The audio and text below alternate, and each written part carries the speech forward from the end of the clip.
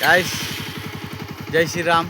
हमारा टीम पूरा लेके अभी हम लोग जा रहे हैं घूमने के लिए। देखिए, अगर किसी को घूमना है तो हम लोग के साथ नंबर लीजिए और कमेंट कीजिए, क्योंकि हम लोग ट्रेन पास है तो अभी जा रहे हैं। तो भाई अभी कुछ बोलना है अभी, क्योंकि हम यार हेलो सूरज भाई भाई कुछ बोलो भाइयों, कमेंट और शेयर कीजिए, क्योंकि हम लोग का जो ट्रेन पास छूट गया है।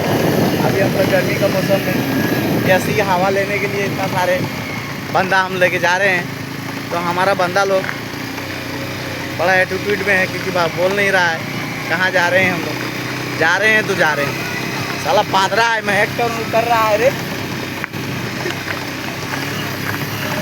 पीछे वाला गाड़ी को बोलिए जाने के लिए।